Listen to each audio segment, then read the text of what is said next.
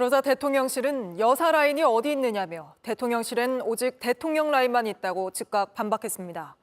이런저런 사람의 유언비어 같은 얘기를 자꾸 확대하고 휘둘리면 안 된다며 언론을 향해 불쾌감을 나타내기도 했습니다. 친윤계 역시 일제히 엄호에 나섰는데 계속해서 강희연 기자가 보도합니다. 대통령실은 한동훈 국민의힘 대표가 김건희 여사 라인의 인적 쇄신을 처음 언급한 지 이틀 만에 입장을 밝혔습니다. 대통령실 고위 관계자는 여사 라인이 어디 있느냐며 공적 업무 외에 비선으로 운영되는 조직은 없다. 대통령실의 라인은 오직 대통령 라인만 있을 뿐이라고 반박했습니다. 그러면서 최종 인사 결정권자는 대통령이라며 사실상 한 대표의 요구를 일축했습니다.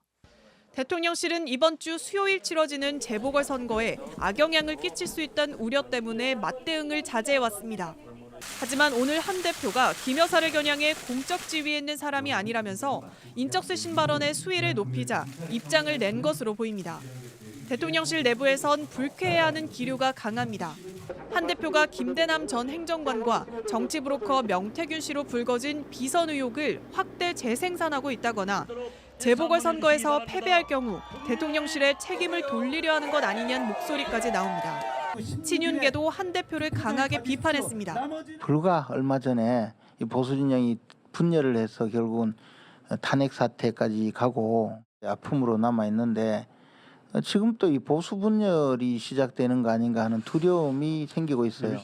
권성동 국민의힘 의원은 한 대표 측 참모들을 도곡동 7인회로 일컬으며 7인회가 모은 의견이 겨우 그 정도라면 인적쇄신은 대표실이 우선이라고 맞받았습니다. 윤 대통령과 한 대표가 다음 주 초 독대할 예정인데 양측의 긴장 상태가 최종 독대 여부에 영향을 끼칠 수 있다는 관측도 나옵니다. JTBC 강희연입니다.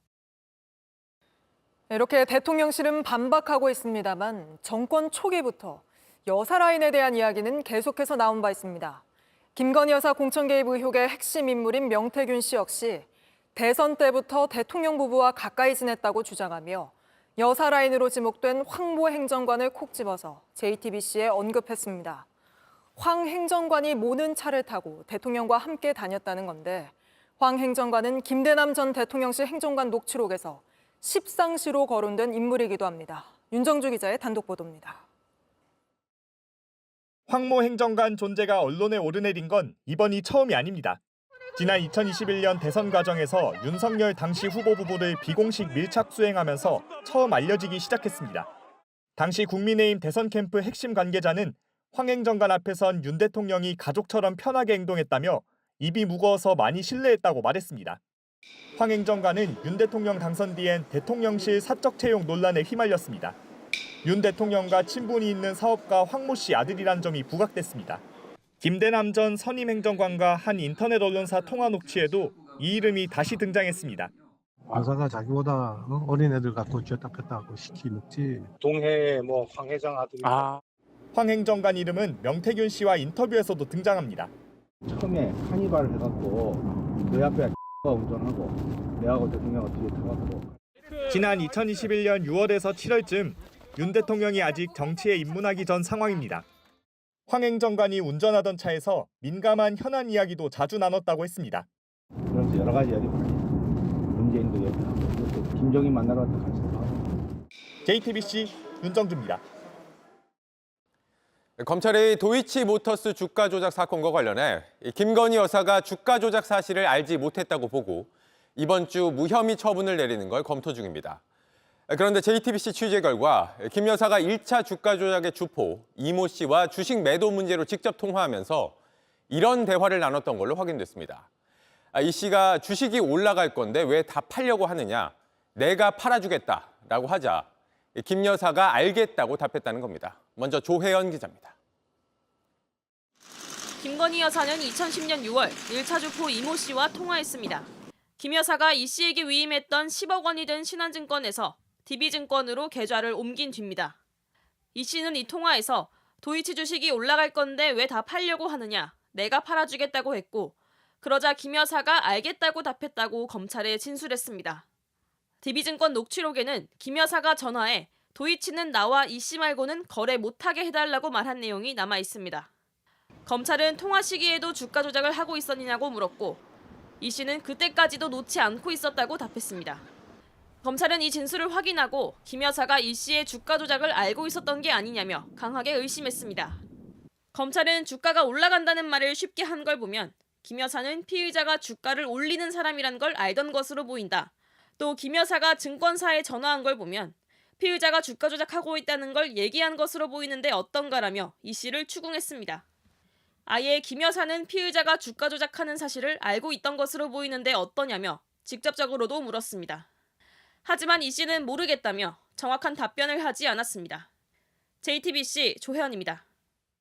지난 주말 연세대학교 수시 모집 논술 시험 과정에서 시험 시작 전에 문제가 유출됐다는 논란이 불거졌습니다. 수험생들 반발이 잇따르고 있고 휴대전화로 시험지를 몰래 찍은 사진까지 퍼졌는데 연세대는 공정성에 문제가 없다는 입장입니다. 심가은 기자입니다. 논술 시험 친 거 인증하려고 찍었는데 라는 제목의 사진입니다. 오늘 오전 한 온라인 커뮤니티에 올라왔습니다. 논술 답안지와 문제지 위에 수험표, 주민등록증이 올려져 있습니다.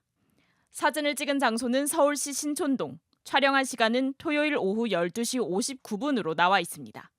지난 주말 논술 시험 직전에 촬영된 겁니다. 시험지 사진은 안 찍었는데 그냥 찍을 걸 그랬다. 스마트폰으로 사진 찍는데도 제지 안 했다고 적혀 있기도 합니다. 지난 주말 연세대 논술 시험 문제 일부가 유출됐습니다.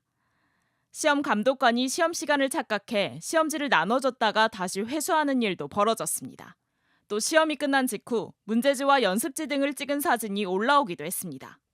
대학 측은 하루 만인 어젯밤 11시쯤 휴대전화를 미리 꺼서 가방에 넣게 했기 때문에 문제가 미리 유포되는 건 불가능하다고 했습니다. 하지만 온라인엔 시험지를 받고도 휴대전화를 쓸 수 있었다는 글들이 잇따라 올라왔습니다. 반나절 만에 해명은 무색해진 겁니다.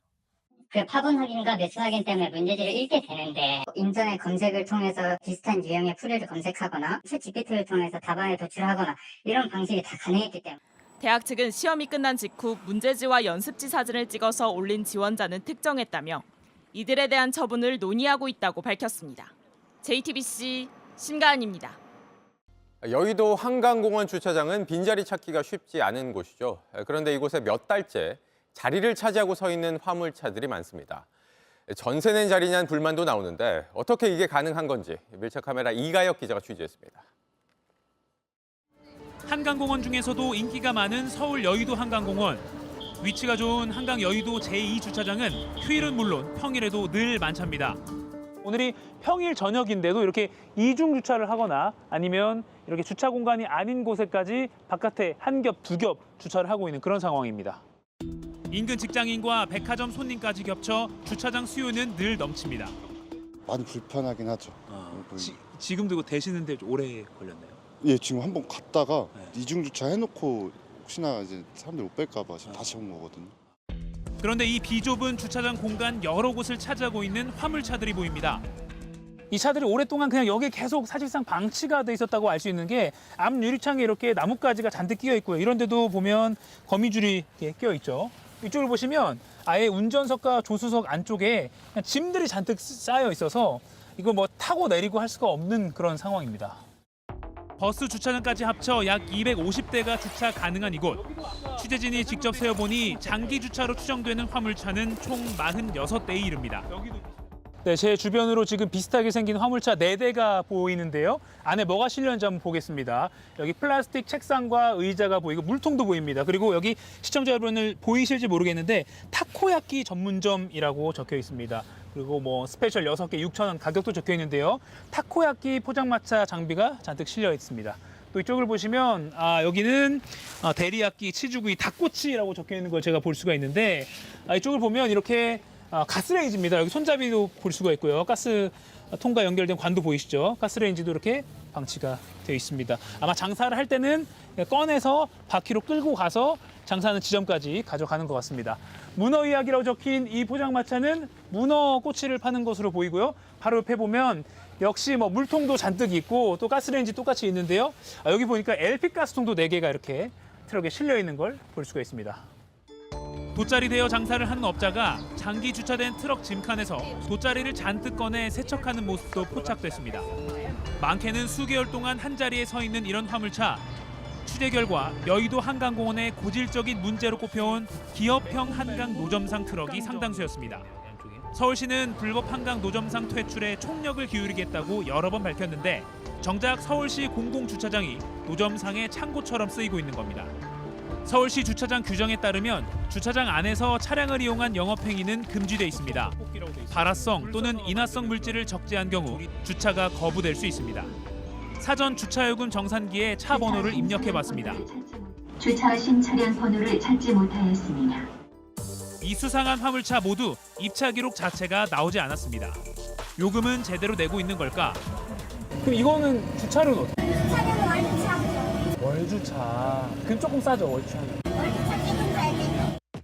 하지만 다른 한강 주차장과는 달리 주차 수요가 넘치는 이곳 여의도 제2주차장은 월주차 제도를 운영하지 않고 있습니다. 이 주차장이 혹시 그 월 정기 주차로 좀 할 수 있나요? 안 됐습니다. 거기는 전기 주차를 안 받습니다. 일반 시민들은 못하는 월주차를 주차 규정에도 맞지 않는 불법 노점상 차들이 어떻게 하고 있는 걸까? 서울시와 위탁 계약을 맺은 관리업체를 만났습니다. 과거 노점상들이 주차요금을 안 내고 달아나는 경우가 많다고 하소연합니다. 이 사람들이 3월 달에 들어와서 쭉 있다가 추석 무렵에 우리가 주차장 오픈을 해야 개방을 해야 그럼 그때 싹 빠져요. 그래서 고육지책으로 비공식적인 장기 주차를 허용했다는 겁니다. 걷어서 돈을 주면은 내가 그 부분에 차량이 왔다 갔다 하는 부분에 대해서는 부담 없게 해줄 테니까 딱 대수를 20대만 해라. 그 이상 안 되나. 그래가지고 그렇게 해서 지금 운영을 하고 있는 겁니다. 취재가 시작되자 서울시는 미처 파악하지 못한 부분이었다며 보도 내용을 근거로 출차 요청 등 행정 조치를 하겠다고 밝혔습니다. 평일 오후인데도 이 주차장 이렇게 만차입니다. 빈자리를 찾아서 빙빙 헤매는 그런 차들도 자주 볼 수가 있는데요. 시민 누구나 규정대로 이용하는 이 한강 주차장. 그런데 특정인들은 마치 전세 낸 듯 자리를 오래 차지하고 있습니다. 여러분은 납득이 되십니까? 밀착카메라 이가영입니다.